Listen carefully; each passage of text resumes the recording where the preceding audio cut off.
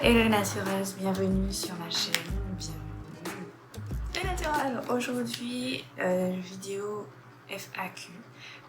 Vous avez fait un post sur Instagram pour que vous puissiez me poser toutes vos questions pour le mois de février afin de vous faire une vidéo spéciale pour vous répondre à vos questions.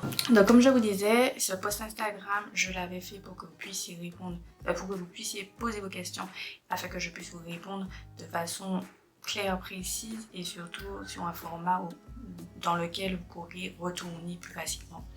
Donc je pense que je ferai comme ça à l'avenir parce que souvent j'ai des questions de votre part en DM sur Instagram ou alors sur les commentaires et toutes les personnes ne peuvent pas en profiter, et même si je repartage en story, on ne peut pas forcément être toujours au taquet et voir toutes les stories passer.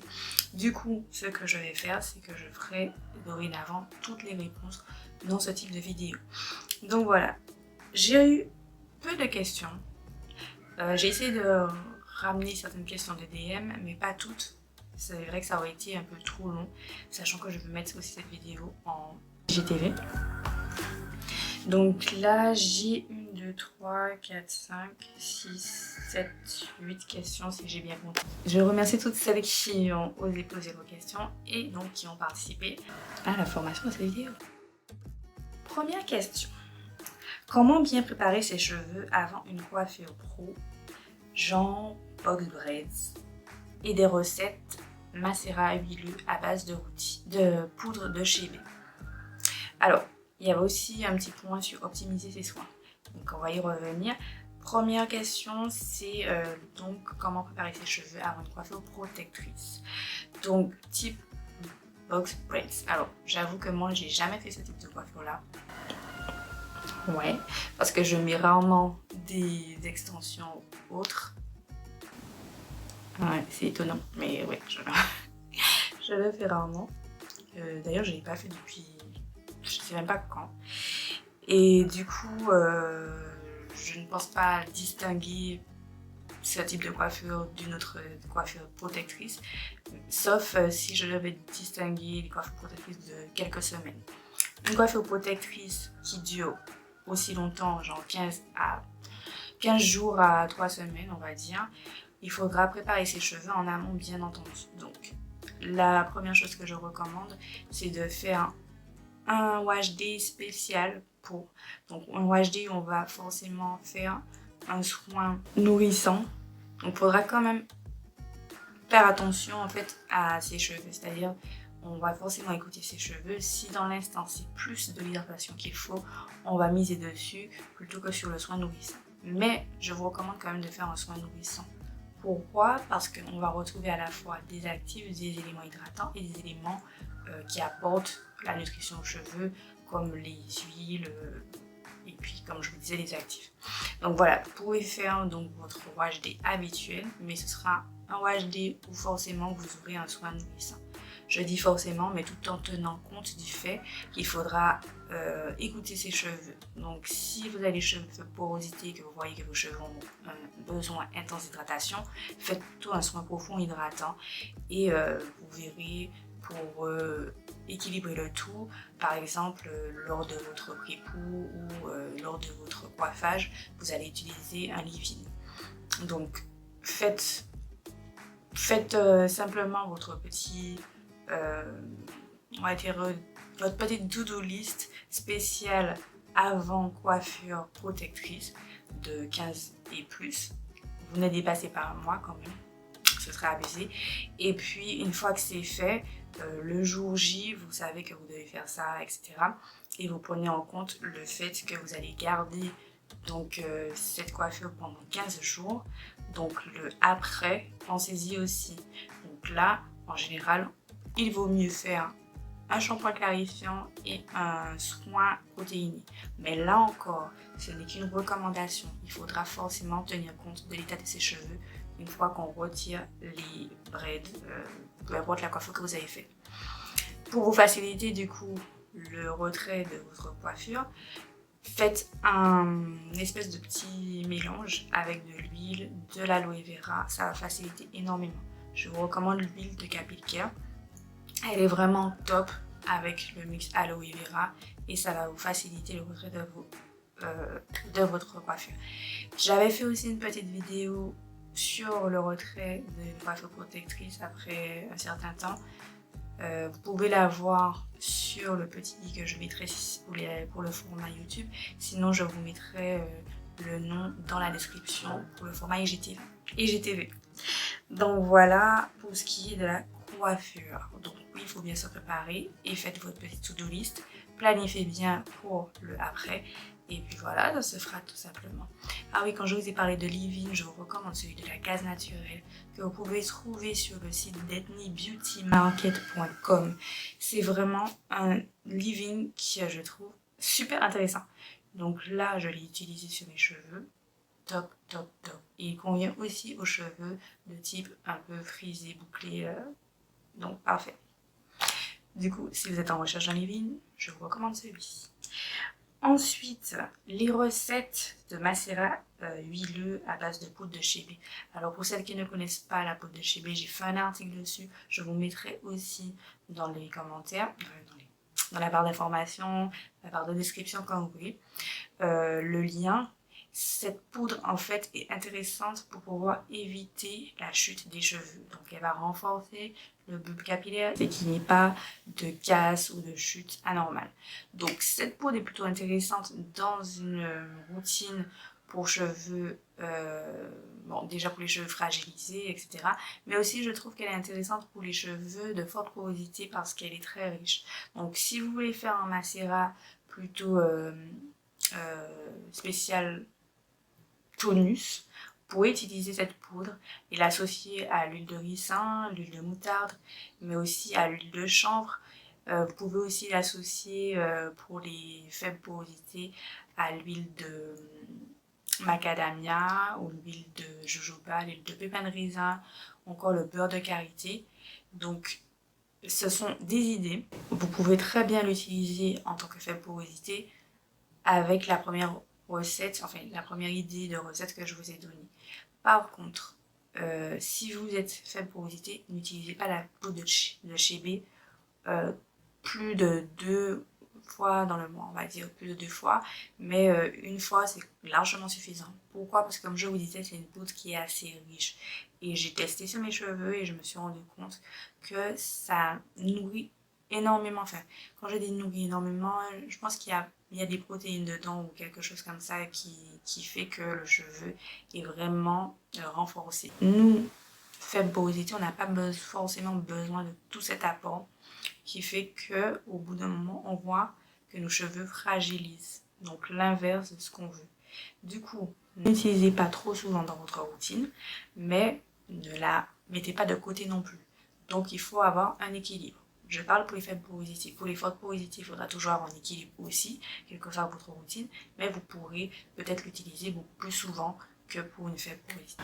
Si je devais récapituler, essayez de mixer des huiles végétales qui sont top pour la force et le tonus du cheveu avec cette poudre parce qu'elle est vraiment faite pour ça. Donc si vous voulez vraiment vous concentrer dessus, et si vous voulez simplement avoir un macérat un peu plus doux, associez-la plutôt au beurre de karité, à l'huile de pépins de raisin ou alors l'huile de jojoba ou de macadamia, qui sont des huiles un petit peu plus passe-partout. Voilà. Et n'oubliez pas que vous pouvez aussi ajouter des huiles essentielles pour un plus. Moi j'aime beaucoup celle de géranium rosa, celle d'ylang-ylang, celle de menthe poivrée. Je trouve que ça fait un très bon mélange. Donc voilà, au niveau des dosages, pensez à quantité finale, c'est-à-dire que si vous voulez un total de 100 ml de préparation, vous mettez 3 huiles et que vous voulez arriver à 100 ml, mettez par exemple 20, 60 par exemple, ou alors je sais pas, en fait vous comptez de façon à arriver au total de 100 ml. Vous pouvez ajouter 5 ml un petit peu en plus parce qu'en général quand on verse, on passe le macérat, on a un peu de perte. Donc voilà, c'est juste ça. Il n'y a pas de dosage précis pour ce type de préparation. Voilà. Et n'oubliez pas de bien filtrer votre préparation pour éviter les résidus, surtout la poudre de chébé, je trouve qu'elle est très enfin qu'elle est assez résiduelle, en tout cas celle que j'ai dans mon... Il y a du coup une précision sur l'optimisation des soins. Donc comme je vous disais, je vais revenir après parce que j'avais une autre question sur le même point. Du coup, ça te prend combien de temps pour faire tes soins? Et ça t'a pris combien de temps pour atteindre cette longueur? Alors, pour faire mes soins, j'avoue que je ne regarde pas les heures précises, mais je peux commencer, par exemple, mon dernier UHD, j'ai commencé, il devait être déjà presque 17h, et j'ai fini peut-être aux alentours de 19h, quelque chose comme ça, je sais plus. En tout cas, quand je n'ai pas utilisé les bons produits, ça peut prendre énormément, mais beaucoup plus de temps que ça. Je m'explique, la partie la plus chronophage pour moi, c'est le démêlage. Vous vous en doutez, puisque je ne pense pas être la seule, on est souvent à se demander comment ça va se présenter une fois qu'on aura fini le shampoing. Si on est dans des tests produits réguliers, parce que moi c'est ce que je fais, mais sinon avec ma routine habituelle, je sais que ça ira beaucoup plus vite. Donc quand vous passez à l'étape démêlage, c'est en général le temps qui prend, l'étape qui vous prend le plus de temps. Donc, je ne vais pas vous donner un temps bien précis. Ça varie. Je peux prendre une matinée comme je peux prendre la journée de la matinée à partir de 11h, enfin, fin de matinée jusqu'à fin d'après-midi. Ça dépend réellement des produits que je vais utiliser, tout simplement parce que s'ils sont très efficaces en amont, j'aurai moins de temps à accorder au démêlage, donc ça ira beaucoup plus vite pour moi. Après, il peut m'arriver aussi, si c'est la vraie cata, de prendre un temps de démêlage sur plusieurs jours pour éviter de faire n'importe quoi avec mes cheveux. Voilà. Pour ce qui est du temps que j'ai pris pour atteindre ma longueur, je ne sais pas du tout pourquoi, parce que j'ai coupé mes cheveux. J'ai coupé mes cheveux peut-être 5 ans après. Non, pas 5 ans. Pas 5 ans. Ben, presque 5 ans, 4 ans après avoir j'ai fait choper en 2012 et en 2015 j'ai à nouveau coupé un peu moins puisque j'avais big chopé. J'avais big chopé style coupe garçon et après 4 ans après j'ai coupé un petit peu, on va dire jusqu'ici, et après j'ai recoupé, mais ça c'était un petit moment après, on devait être en 2018 2017, je sais plus. En tout cas, j'avais coupé énormément, je crois que ça m'arrivait là, quelque chose comme ça, parce que j'arrivais même pas à faire une natte convenablement. Et depuis, j'ai pas recoupé. Je fais juste mes pointes et c'est tout. Donc là, on est en 2021, essayez de compter. Alors, cas pratique. Cheveux fins très fins. Non, cheveux fins très frisés, qui s'en mêlent énormément, même en vanille. Comment faire pour gérer? Ça devient compliqué de passer, le peigne et le démêlage au doigt devient très très long à faire. Je pense à renoncer à la longueur. Les cheveux fins très frisés, donc ça prouve que le cheveu est déjà un petit peu... j'ai déjà eu affaire à ce type de chevelure là. C'est un petit peu, je vais pas dire rebelle, mais c'est un petit peu ça. C'est-à-dire que il va être difficile à apprivoiser sur la première impression, mais en fait pour moi ça reste quand même plus simple que mes cheveux à main, tout simplement parce que c'est vrai qu'ils s'entremêlent facilement, mais il suffit tout simplement de faire un bon bain d'huile. Pour ce type de cheveux là, bon bain d'huile. Tu peux aussi essayer la technique que j'ai dit avant en ajoutant l'aloe vera en plus, mais si tu utilises par exemple l'huile de capillière, alors pour moi c'est les huiles Ayurveda qui sont les best. Donc le Capicoeur, je vais forcément vous la recommander. Mais à un moment, j'utilisais aussi celle de la marque Caddy. J'en ai déjà parlé. Elle est un peu plus chère que celle de Capicoeur, mais elle est aussi efficace. Donc c'est à vous de voir. En tout cas, tu peux utiliser ce mélange-là en amont de tes lavages et tu verras que ça va glisser beaucoup plus facilement. Il y a aussi le baume brillé de la marque Francesca Lomon, qui est très bien aussi pour ce type de problème-là. Donc en amont, tu démêles en pré-poux et après tu laisses poser bien entendu une petite dizaine de minutes. Une fois que c'est fait, tu passes au shampoing sans forcément trop rincer, tu humidifies juste tes cheveux. Et tu passes au shampoing, tu rinces, tu n'es pas obligé de faire ton rinçage sur cheveux libres, ce qui va justement te faciliter après pour la pose de l'après-shampoing, puisque ce sera déjà en section et en plus les sections sont déjà maintenues. Donc sous une vanille, je préfère les vanilles que les nattes parce qu'après il faudra les défaire pour pouvoir passer le peigne. Mais voilà, tu peux très facilement faire comme ça. Enfin, quand je dis très facilement, il n'y a rien de facile, puisque ça va forcément te prendre un peu de temps, mais au moins, cette organisation-là va te permettre d'éviter qu'il s'entremêle à nouveau et que tu repartes à nouveau sur du boulot intense. Voilà.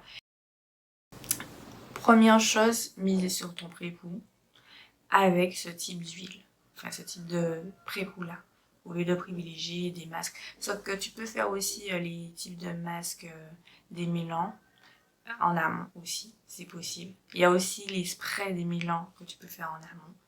En tout cas, le bain d'huile, pour moi, ça reste quand même le plus efficace, même si ça prend un peu de temps. Ensuite, ton shampoing sera beaucoup plus rapide, donc tu travailles toujours en section que tu peux garder sous des vanilles.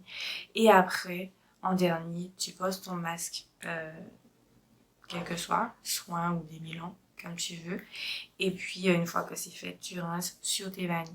Pour vraiment éviter qu'il y ait des résidus ou autre chose, tu restes un bon moment sous le jet d'eau et vérifie en défaisant ta vanille hors de l'eau et passe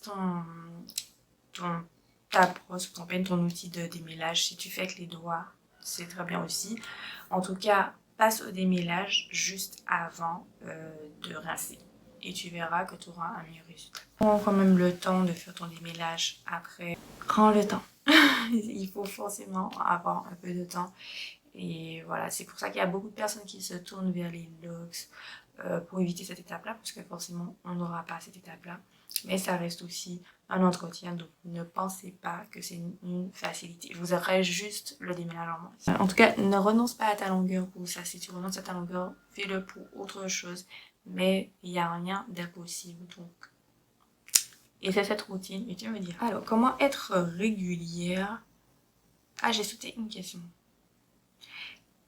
Est-ce que tu as déjà défrisé tes cheveux? Si oui, pourquoi tu es revenu au naturel?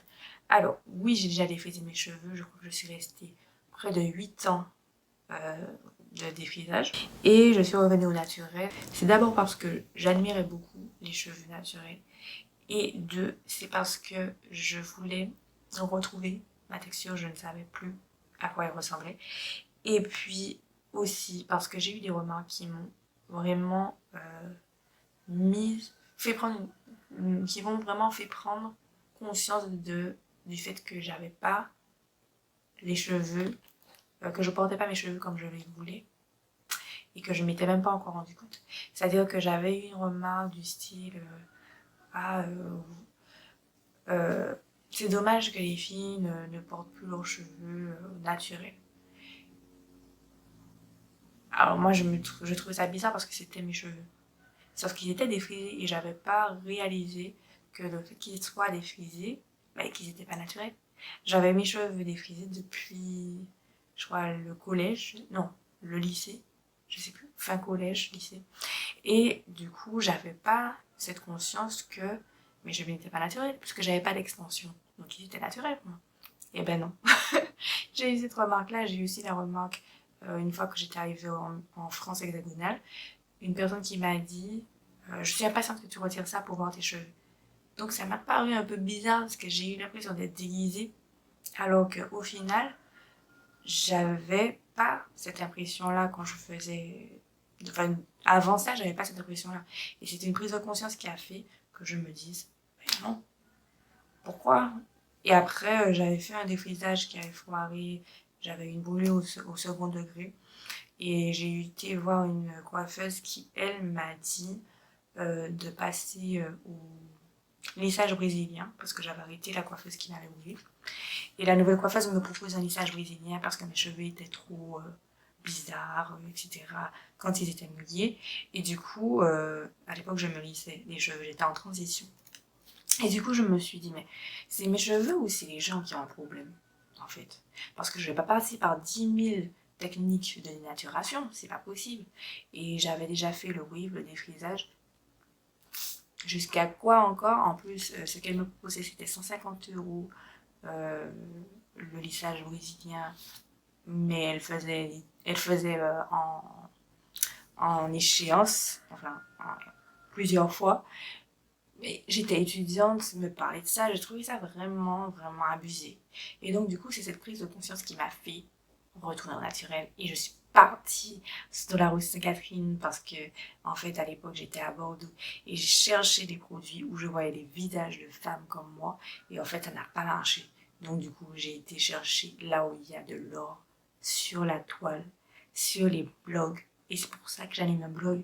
Bon, déjà parce que j'aime écrire, mais en plus, c'est ce qui m'a aidé. Donc du coup, j'ai voulu partager aussi avec d'autres filles comme moi.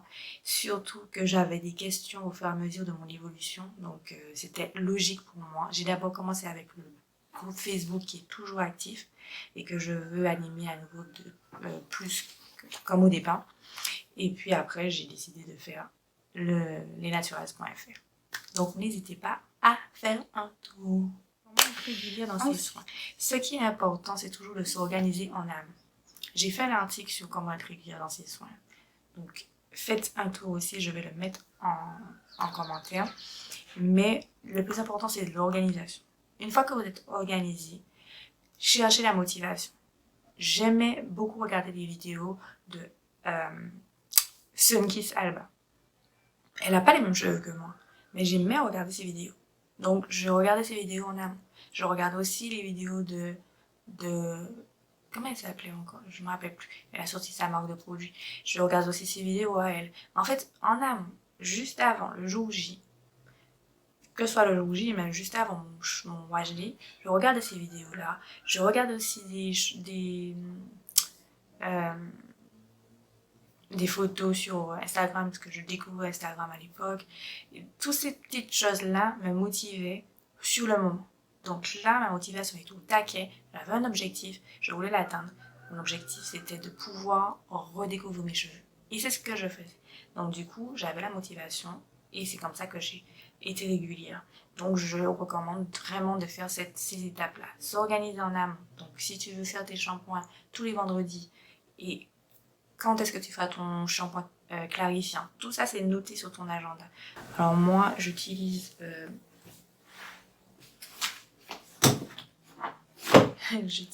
cet agenda en ce moment. C'est celui de Rewrite Your Story de My Blueprint. Alors, à la base, comment je l'ai connu cet agenda? Petit aparté là. C'est grâce à Mavic Bright.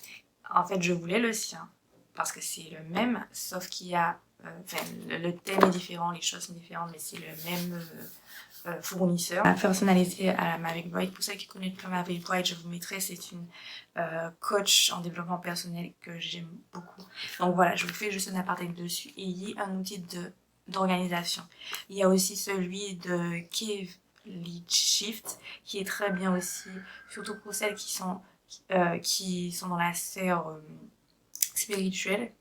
Il est très intéressant aussi. Mais celui-ci aussi, il est très intéressant au niveau de l'aspect spirituel, je trouve. Donc, ayez un outil d'organisation et mettez les jours de soins tous les jours. Organisez votre vie, quelle que soit l'étape. Il y a un temps pour chaque chose. Je l'ai dit dans ma story aujourd'hui.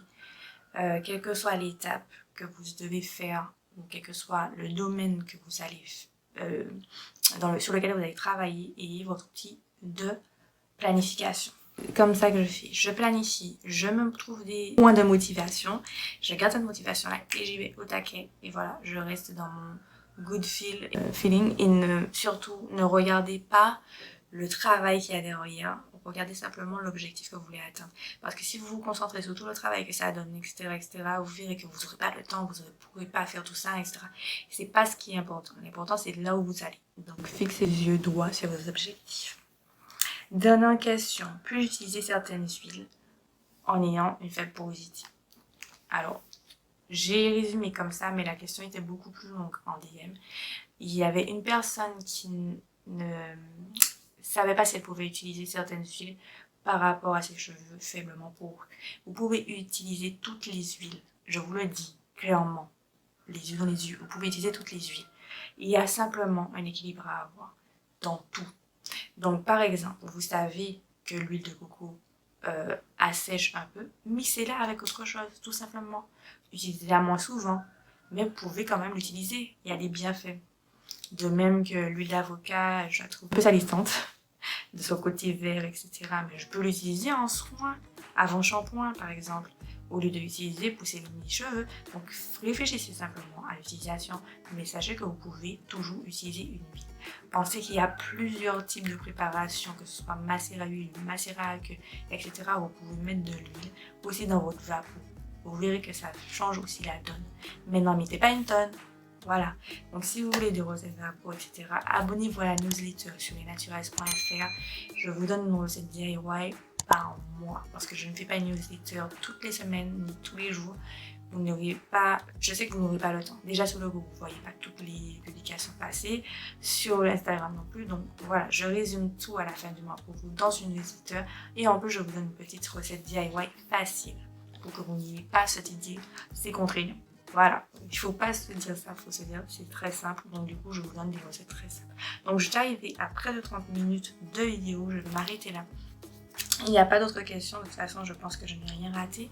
Si vous avez d'autres questions, posez-les durant le mois de mars et je y répondrai aussi sur ce même format. Et dites-moi si vous appréciez ce type de vidéo également et aussi le nouveau style que j'ai adopté sur mon feed avec les posts pédagogiques. Voilà, je vous fais de gros bisous et je vous souhaite un bon week-end. À bientôt les naturels.